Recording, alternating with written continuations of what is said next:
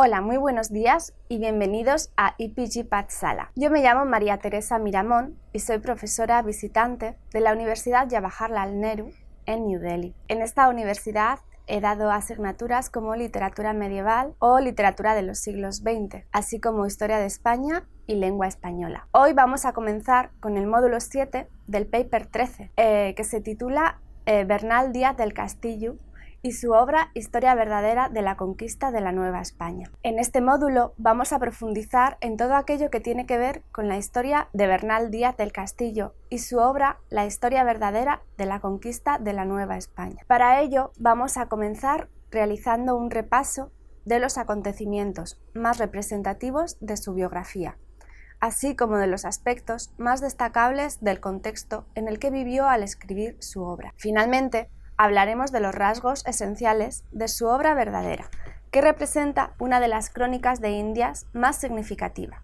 ya que ayudó a la reconstrucción de los acontecimientos que tuvieron lugar en la colonización de México. Vamos a empezar con la biografía y el contexto de la figura de Bernal Díaz del Castillo. Bernal Díaz del Castillo nació en Medina del Campo, entre los años 1492 y 1498, pero no se conoce con exactitud el año exacto de su nacimiento. A la edad de unos 20 años, sin estudios ni pertenencias de ningún tipo, viajó a América, formando parte de la expedición de Pedro Arias Dávila, gobernador de Castilla del Oro, hacia 1514. Desde tierra firme, en Panamá, se trasladó a Cuba, que había sido conquistada recientemente y donde Diego Velázquez, el gobernador, le aseguró la encomienda de nativos caribeños.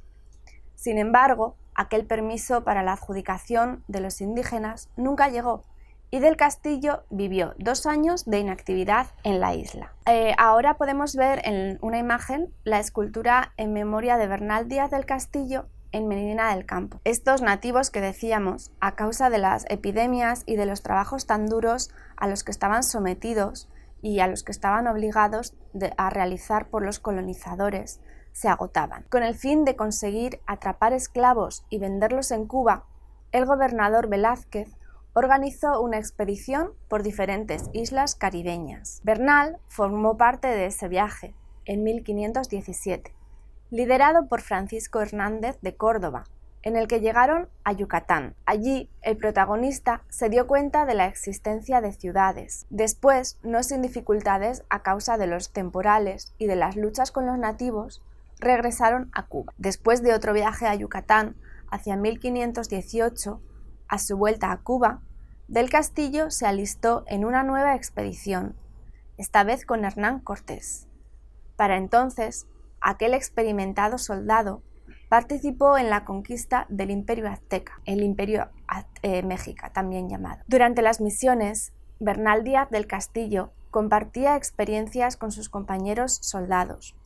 Estas y sus propias vivencias le servirían como base para escribir su historia verdadera de la conquista de la Nueva España. Podemos ver en una imagen cuya fuente es Wikipedia la península del Yucatán, a la que llegó Bernal Díaz del Castillo. Tal y como afirma Julio César Pinto Soria en su escrito acerca de la vida de Díaz del Castillo en Guatemala. Vamos a leer un fragmento. El grupo conquistador de México tuvo un papel determinante en la conquista de Guatemala. Sobresale también Pedro de Alvarado, uno de los principales lugartenientes de Hernán Cortés. Bernal Díaz, quien participaba en el sometimiento de Chiapas, provincia del Reino de Guatemala, y acompaña a Cortés en la travesía hondureña de 1524, tomó también parte en la conquista centroamericana. En 1522, como agradecimiento por su participación en la conquista de Nueva España, Cortés le asigna una encomienda. Después de una larga estancia en la Ciudad de México, Bernal viaja a España para reclamar recompensa por su labor en la conquista de México. Sin embargo, después de varios viajes sin obtener lo que esperaba por parte de la corona española, en 1541 decide establecerse definitivamente con su familia en la ciudad de Santiago de los Caballeros, en Guatemala, donde lo nombran regidor y donde seguirá luchando por sus derechos como conquistador. Nos encontramos inmersos en unos años de inestabilidad en los que los españoles abandonaron Centroamérica para trasladarse hacia Perú en busca de riquezas. Es en ese momento que Bernal permanece en Guatemala, ya que no le movía la idea de enfrentarse a nuevos y angustiosos combates, sino la ambición de fortuna. Pinto Soria, en su obra, comenta que el principal objetivo de los españoles que llegaban a territorio americano era el de consolidar su estatus social, ganar dinero para después gastarlo en la metrópoli. Los viajes que Bernal había realizado a España fueron para conseguir cédulas reales que le aseguraron sus privilegios como encomendero. Después de conseguirlas, tomó la decisión de quedarse en Guatemala y dedicarse a la pelea burocrática por mejorar sus encomiendas. Pinto afirma, Díaz del Castillo resalta sobre todo en la Guatemala que emerge con la Audiencia de los Confines en 1542, que sienta las bases institucionales de la Centroamérica colonial. Desde 1541 hasta su muerte en 1584, Bernal Díaz fue uno de los principales vecinos encomenderos de Santiago de Guatemala, capital del Reino de Guatemala, ciudad donde escribe la historia verdadera. Este es el único vínculo que se establece entre Guatemala y Bernal Díaz del Castillo. Como ya hemos comentado al inicio de este apartado, Bernal aparece por primera vez por tierras americanas en 1514, como un emigrante más, joven y sin saber apenas leer ni escribir. 40 años después, cuando solo quedaban 5 supervivientes de toda la tropa que participó en la conquista de México, escribiría su propia crónica. A continuación, podemos ver un retrato del conquistador español Bernal Díaz del Castillo, basado en la ilustración del rey francés Enrique IV, de Genaro García, en 1904. En aquel momento sintió la imperiosa necesidad de dar su versión de los acontecimientos y se encontraba en las mejores condiciones para hacerlo. Ya era un destacado vecino de Santiago en Guatemala. Los servicios y los impuestos de la encomienda le permitían tener tiempo libre para hablar, leer, recordar y escribir. A partir de entonces, los hechos de la conquista serían su principal ocupación. Se centró, contando con una fantástica memoria, en narrar lo ocurrido acompañado de un don innato para hacerlo. Además, fue en Guatemala cuando tuvo su primer contacto con el libro Historia General de las Indias, de Francisco López de Gómara, capellán de Hernán Cortés. En la obra, Gómara, sin haber viajado a América, narra la historia de la conquista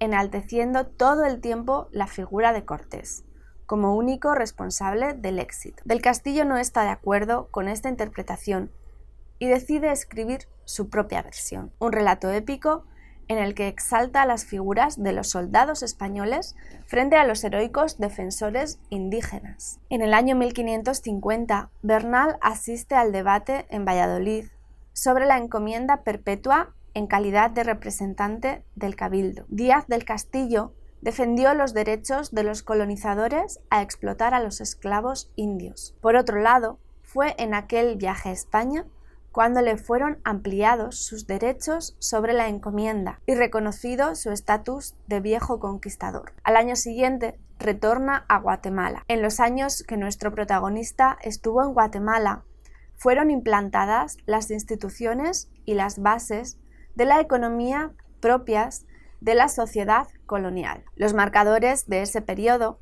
que pretendían frenar las leyes nuevas, son la violencia, la inestabilidad y la explotación sin compasión de los nativos. Las leyes nuevas eran un conjunto de leyes anunciadas en 1542, que tenía la finalidad de mejorar las condiciones de vida de los indígenas, a través de la reformulación del sistema de encomiendas y otorgando una serie de derechos a los nativos. Los conquistadores estaban descontentos por ello, y en esta atmósfera de disconformidad es en la que escribe su crónica. De los años 70, que nuestro soldado, encomendero y escritor del siglo XVI pasó en América, 43 residió en Guatemala, donde tenía una encomienda compuesta por 2 poblaciones, en el altiplano central y de 3 pequeños pueblos en la costa sur, estos últimos productores de cacao. Podemos decir que en esta encomienda es donde se basa su economía,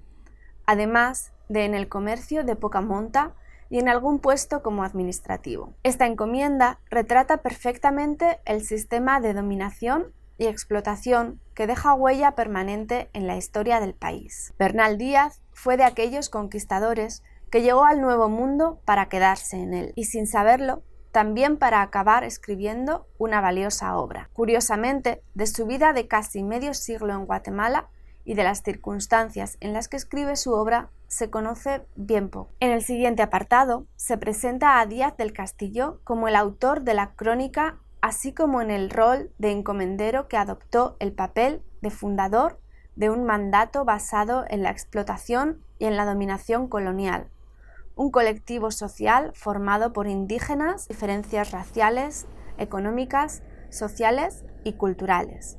Estos rasgos de discriminación y desigualdad presente tanto en la persona de Bernal como en su obra formarán la base histórica e ideológica sobre la que se construirá el país de Guatemala. El autor falleció en su país de acogida en 1584 y su obra fue publicada en 1632. Ahora vamos a pasar a un nuevo apartado que se titula Obra, Historia verdadera de la conquista de la Nueva España. Tal y como afirma Jesús Eduardo García en su libro sobre Bernal Díaz del Castillo, no está de más reconocer que nuestro autor fue un soldado español que formó parte de las expediciones y de las batallas de la conquista de la Nueva España, acompañando al equipo de Hernán Cortés en la tercera expedición de Cuba a tierra firme. Bernal no iba describiendo los hechos a medida que iban ocurriendo, sino que escribió su obra más de 40 años después de la toma de Tenochtitlán, en 1521. En la obra narra los acontecimientos en los que participó desde 1517,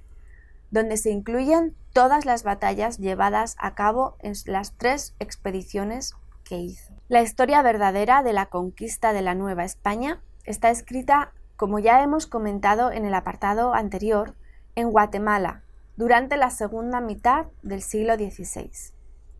Según declara Pinto Soria, es un texto básico sobre la conquista de América, una de las principales fuentes para la historia de la formación de la nación mexicana, como también una obra cumbre de las letras hispanoamericanas. Por otro lado, la historia de la crónica es un poco complicada, ya que su autor le va modificando durante los últimos 30 años de su vida, aparte de los cambios que añadirán a posteriori sus descendientes. Se destacan las siguientes fechas a las que corresponden las versiones conocidas hasta ahora. Inicia la obra en 1551, a la vuelta de uno de sus viajes de España.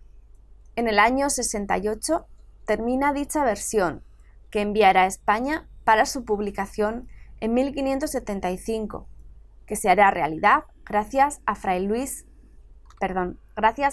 Alonso Remón en 1632. En la obra, narrada en 214 capítulos, el autor describe de forma detallada a todos los personajes que aparecían en las vivencias que contaba: españoles, mexicas, mayas, talchecas. En la obra, narrada en 214 capítulos, el autor describe de forma detallada a todos los personajes que aparecían en las vivencias que contaba: españoles, mexicas, mayas, tlaxcaltecas, texcocanos, etc.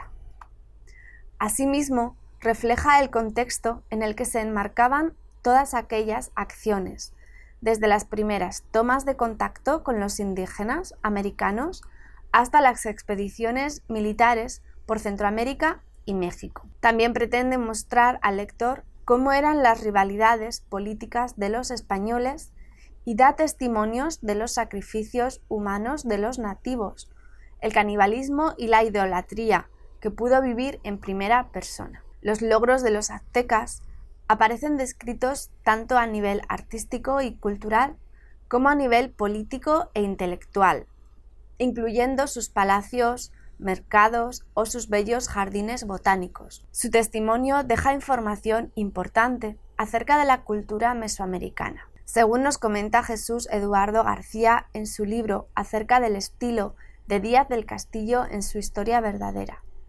Dice lo siguiente: los recursos literarios que Díaz del Castillo emplea hacen de su obra un discurso elocuente, convincente, organizado, entretenido, en el que los curiosos lectores, como Bernal llama con frecuencia a sus interlocutores, son interpretados de múltiples y efectivas maneras, no solo con fórmulas de cortesía, sino también echando mano de la literatura popular, haciendo referencias a romances, poemas y presagios que supone que los lectores reconocerán sin necesidad de mayor explicación, haciendo alusión a pasajes que con seguridad les serán familiares. El relato de Bernal está cargado además de intrigas, disputas, derrotas, triunfos, situaciones chuscas, conspiraciones, decepciones, sorpresas, muertes, aventuras sin fin que se van tejiendo a lo largo de sus 214 capítulos,